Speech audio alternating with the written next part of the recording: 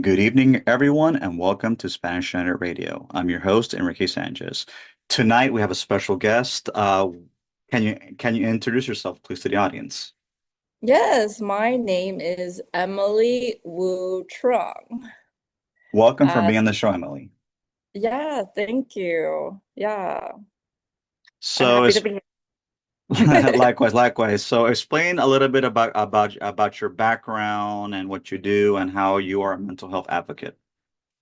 Okay, so I've been a mental health advocate for over 10 years, inspired by Congresswoman Judy Chu's husband, Mike Ang, when he was still an assembly member for the San Gabriel Valley. Hmm. 10 years ago, and I now call myself a rainbow grief artist because grief is so heavy that I have to balance it out with rainbows. Hmm.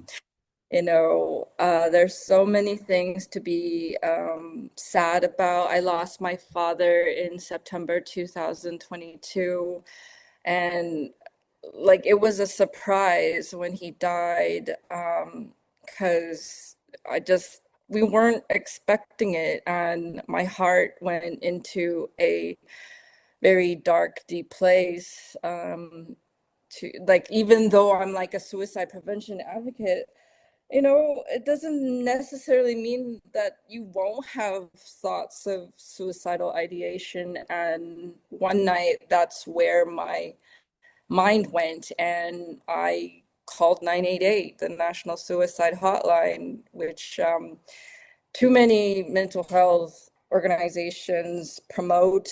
And I try to warn people that, hey, be cautious of calling 988 because they could call 911 on you, and the first responders will show up, and they will place you in a psychiatric incarceration against your will, basically placed in healthcare facilities like your local ER hospital, a psychiatric ward.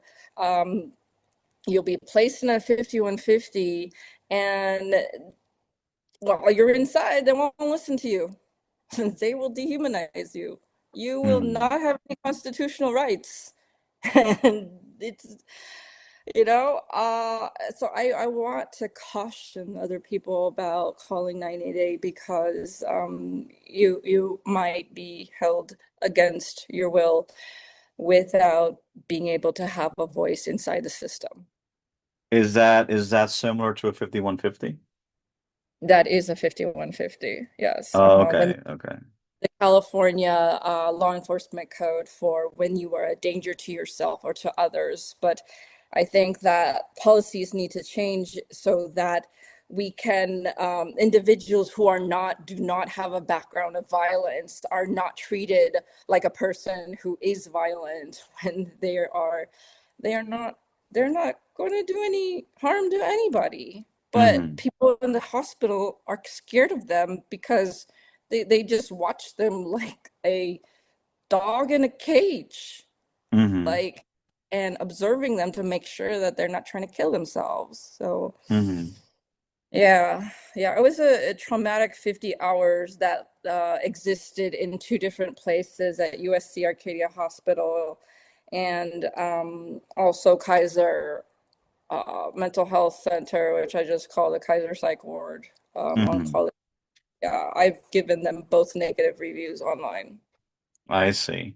Yeah, I know that right now, especially with the economical, political, and social climate right now, ever before, mental health is becoming a concern. It's not just a personal concern. It's considered a national and also a social issue concern because many people who don't have access to mental health or don't know where to get mental health, properly, they end up either suiciding themselves or whatever. So it's very important that especially minorities, people of color, they need to have access to better mental health services, and that can prevent people from being either locked up indefinitely or ended up getting killed. Like in many cases, when people are having a mental breakdown, law enforcement goes first, and in many cases, sadly, many of those people end up getting killed. So, what people don't understand about law enforcement is that law enforcement, they're not trained in mental health. Their only job is to enforce the law. That's why they're called law enforcement. So I feel this is, maybe you could elaborate on this, when there is a mental health crisis, it's fine if the law enforcement goes as a backup, but I believe a mental health clinician or specialist should go with them, so that way they could diffuse the situation. Because in many cases, law enforcement resolves things through the gun instead of using the diplomacy. So in your case, like, how do you think law enforcement could better handle cases of mental health crises? Well, first of all, I wish that the police were not ever called because the way they informed me that I was being 5150 was at the entrance of the ER after the paramedics decided to arbitrarily take me to the my local ER. And the way that they spoke to me was, "I'm sorry to have to do this to you, but do you know you're being 5150?" Oh, okay. And I was like, oh, so they arbitrarily decided to do this to me, and and there's no due process. It's just like so the news is that as of last week, I wrote an email to the Arcadia fire chief, and because it was the night of my 5150 on July 29, 2023. Hmm. uh, the Arcadia Fire Department and the Arcadia Police Department showed up, and they were all men. There were no Hmm. females. I mean, not to stereotype men, it's just that females, have a. I would think that females have a more compassionate side of them to, de-escalate an individual who Right. is, because I For the was most crying a little. part. Hmm. Yeah. So, and in this email I sent to the fire department, the fire chief, I also CC'd the five city council members for the city of Arcadia. Seed, And what does that mean? Seed. the email. So I Okay, emailed email. yeah, Okay. I emailed the fire chief, and I CC'd the Arcadia City Council, all five of them. Hmm. And because I asked them, the fire chief, some questions regarding the bill, the emergency ambulance bill that they were still sending me since November of this past year. And I got several of them, and I was just like, oh shit, like they're still, I'm like re-traumatized just by receiving the bills and for $474.74. And sometimes people get scared when they get these medical bills and it's like, Well, is it going yeah. to, affect my credit score? Right. And so I was very hesitant whether to confront this bill or not. And because I just didn't want to pay it because it's like this was an involuntary hospitalization. I didn't want it. And then on top of it, I was mistreated, victim of patient abuse, psychiatric abuse, and why the hell should I have to pay for this? I didn't Right. cause it. 988 caused it. Right. And and so like in the email, um I asked a bunch of questions, some questions that I got from a lawyer friend up north, and then I added my own concerns as well. I wrote like, do you have do you know if SGB cares still exist in the city of Arcadia because they were absent. Now, SGB care is one of the St. Gabriel Valley Council of Governments. They created their own like mental health unarmed crisis response team to talk to the homeless, to people who are having emotional distress. And But look at this.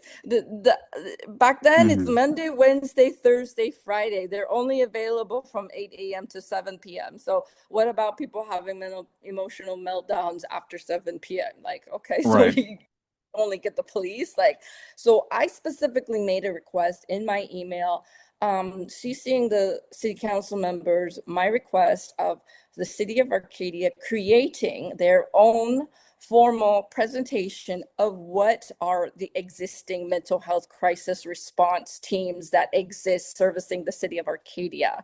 So, and asking them to host this presentation at the next Arcadia Health Fair.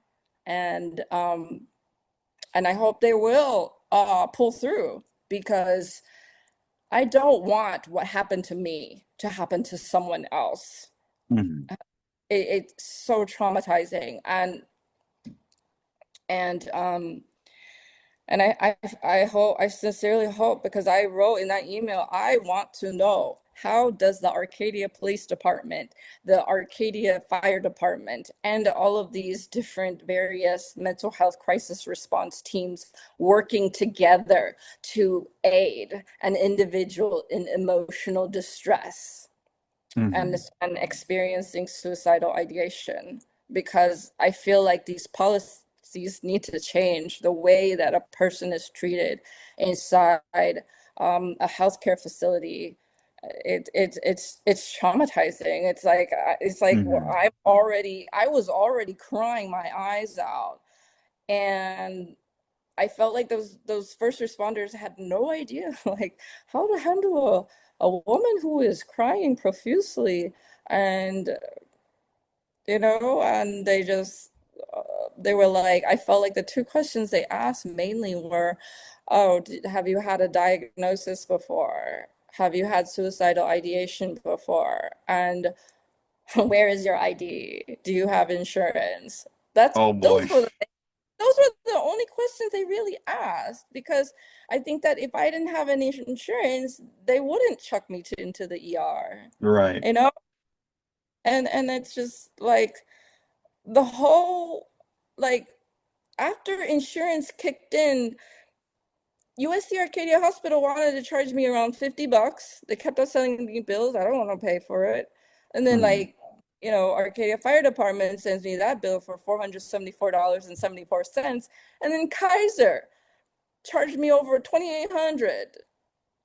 And it's just like, if this is an involuntary hospitalization, then why the F do I have to pay for it? Right. You know?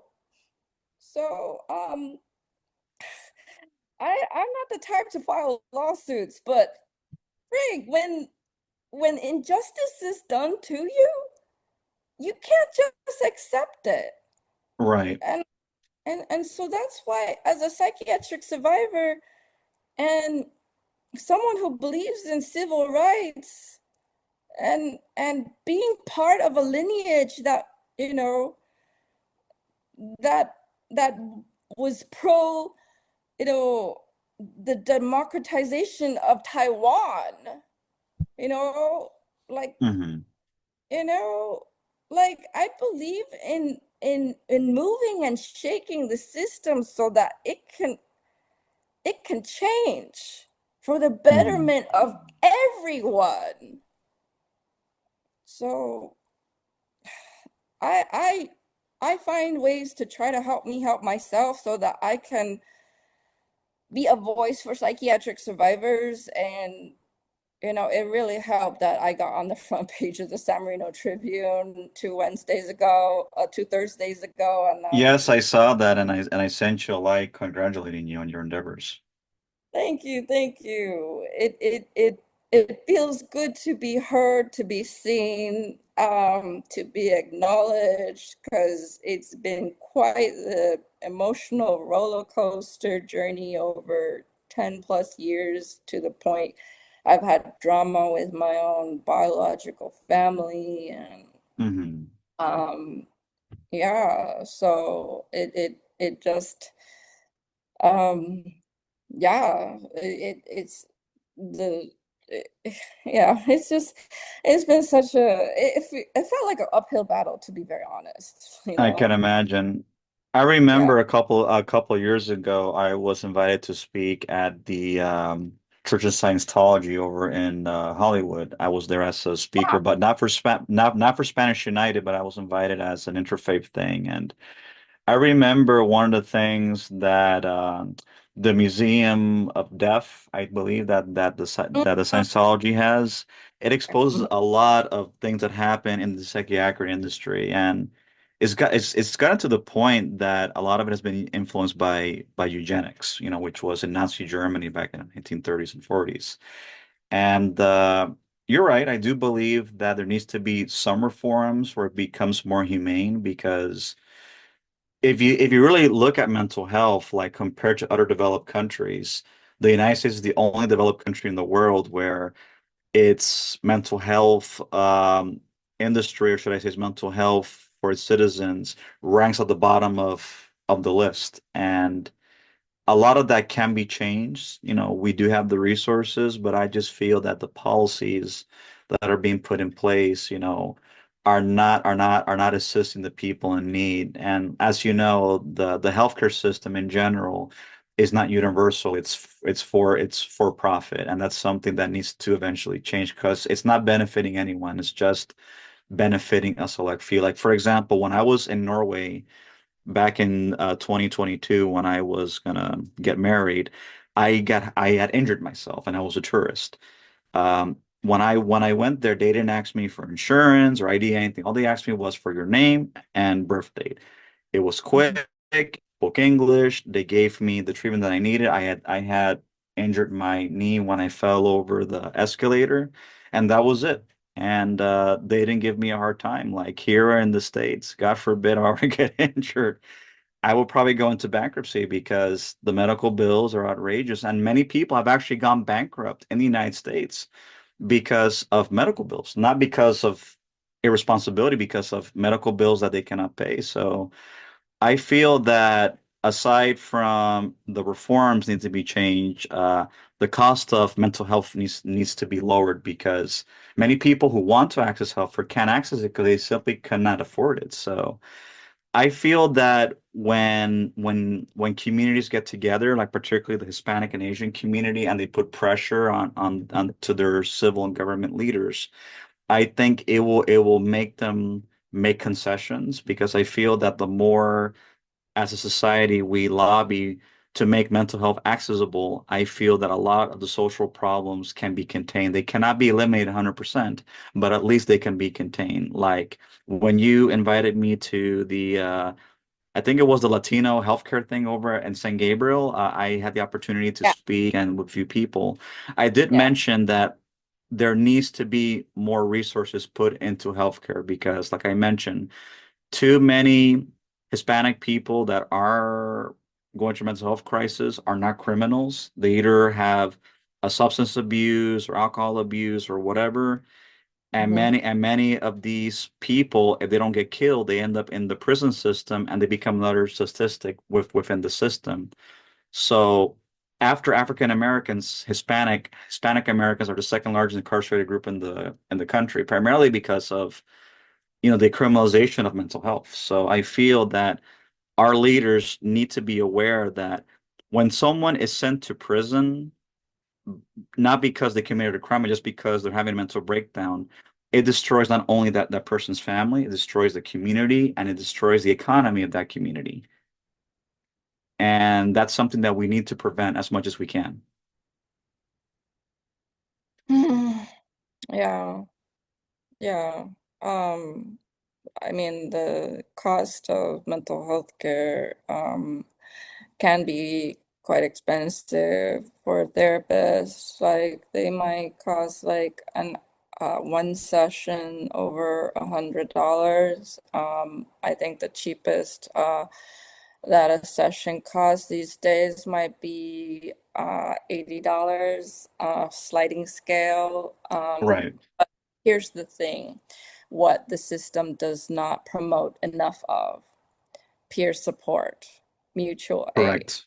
community. because there are free support groups that do exist out there, talking about various types of things. Like today, I joined a support group for psychiatric survivors based in Massachusetts, the Wildflower Alliance.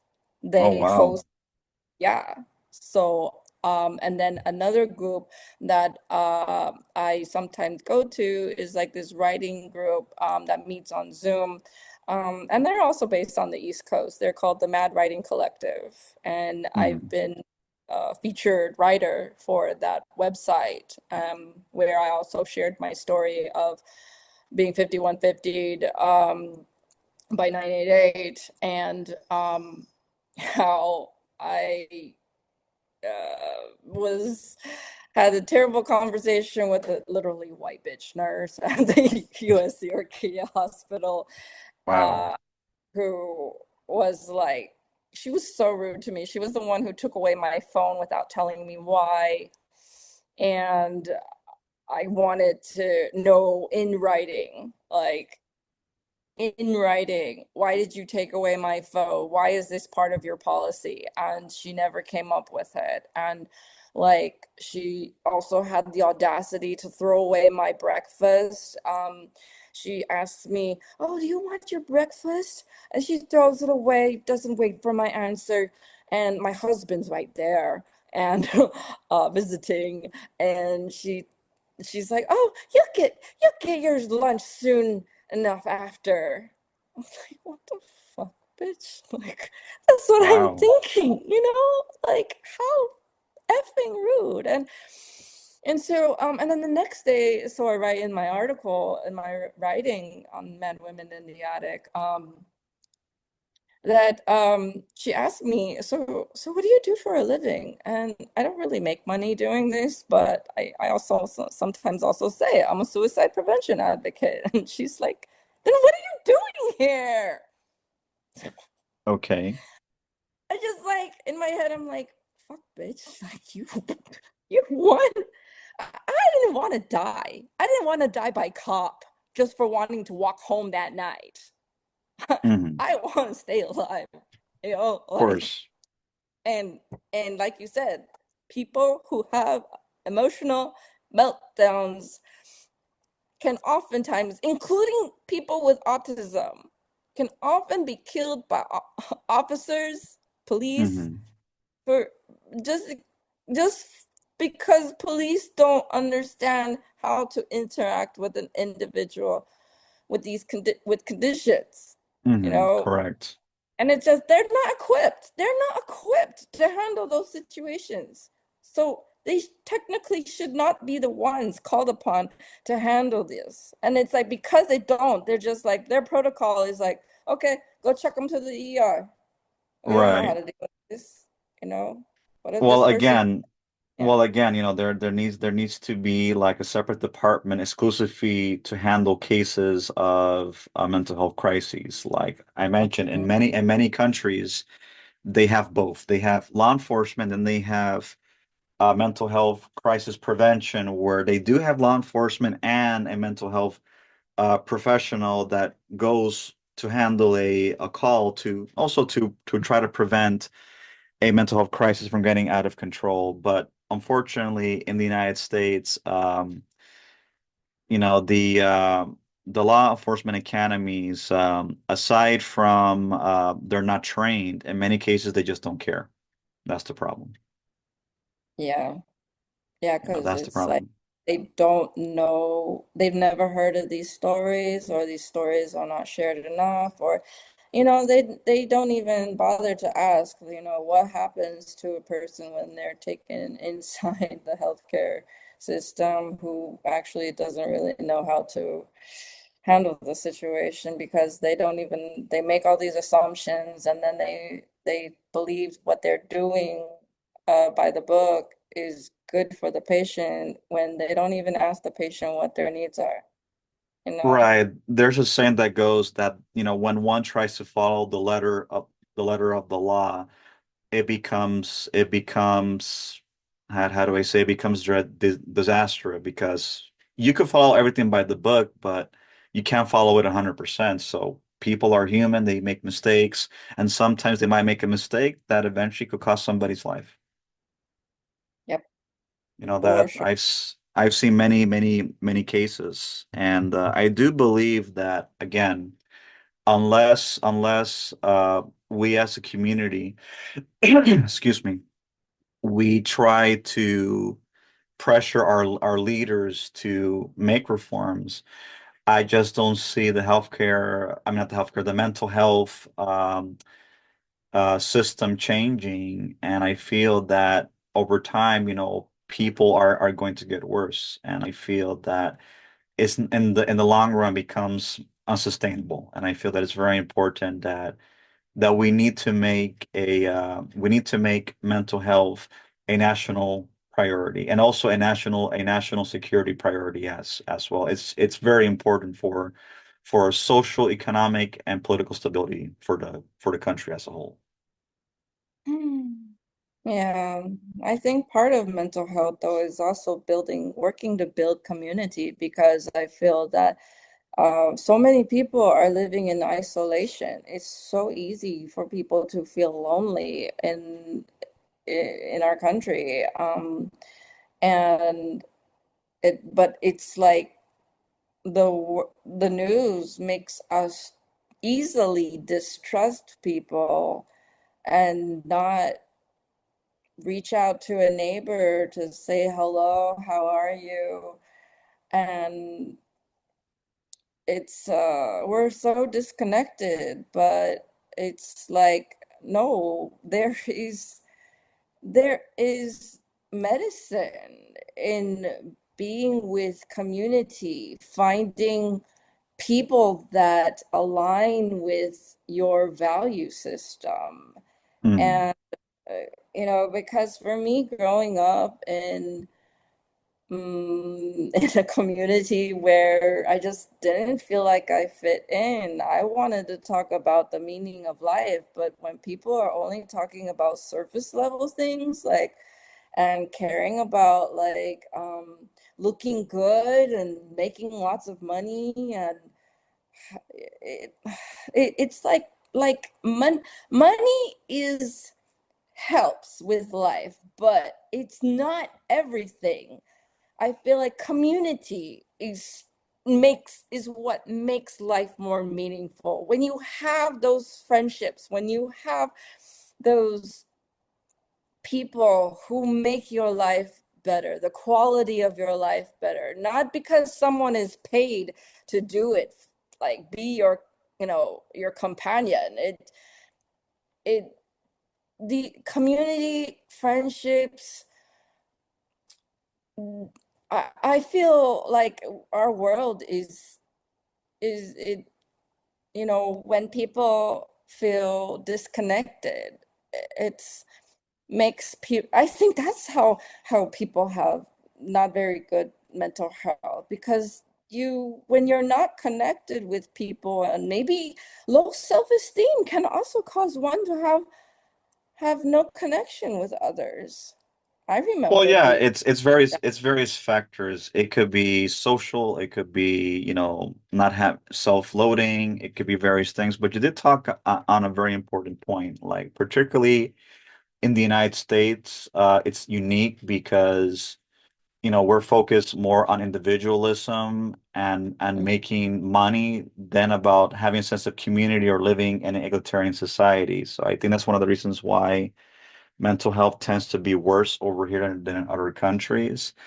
And I mm, feel that you know, unless people are educated that money is not the source of happiness, yes. I feel that, people are not going to have empathy for those that are not the same. Like I myself, like I do believe that our society judges you not necessarily by what you look like or what your ethnicity is, but based on your status and social standing. And I feel that unless that changes, that we judge people by by their character and not by their social and economic status, I think, our society is not going to improve. Like when I was in Cuba years ago, they didn't Hmm. care if I was wealthy or not. All they care about how my character was. Mm, And I still have friends in Cuba that I talk to, and it's been like 4 years I haven't been there, and they say like, "Hey, how are you? How's everything mhm. going?" And Yeah. that's something that you don't really see in a capitalist society. Mm, yeah, yeah, yeah. Actually, I have lived in Santiago, Chile, para 4 meses after college, and I enjoyed being able to use my high school Spanish after college. And Ya, allá yo tomé un programa para enseñar inglés como segundo idioma. Hmm. And I just, like, when I met the Chilean people there, like, I called up one of my friends on a landline, and the parents picked up, and the father was, like, so kind. And he was like he never met me, doesn't even, has never seen my face, and yet he calls me mija, my Right. daughter. I'm like, wow, that's so, like, affectionate in words. And I really like that. So Hispanic culture in general tends to be warm and familiar compared to like Asian culture. Yeah, actually, so I was born in Arkansas. We were Hmm. like, I was always the only Asian kid in the class of black and white students. And Hmm. so moving to the San Gabriel Valley in 1988, oh my gosh, was such a culture shock. I'm like, oh my God, there's too many Asians now. Right, of course. I lived in Michigan for a few years, and it was a culture shock Uh-huh. for me because I was the only Hispanic person in the whole area. I stood out too. And over there it Yeah. was all white people. There wasn't even black people there. So it was even more of a culture shock because many of the people there have never even met a Hispanic person. Wow. I see, I see. Yeah. Yeah. So how long were you there for? I was there for about 5 years, and then when I was in Missouri for 2 years, so almost 10 years in total. And then I How moved did you back to California. I'm sorry? how, how did you end up there? It's a long story, Oh, but to okay. but but to make it short, I moved over there because my mom wanted to be closer to my brother at a state. So that was one of the reasons why we moved out of California. But we moved back Mm-hmm. to California 16 years ago, and let me tell you, California is not perfect, but at least there's more of one's people, especially if you are a person of color.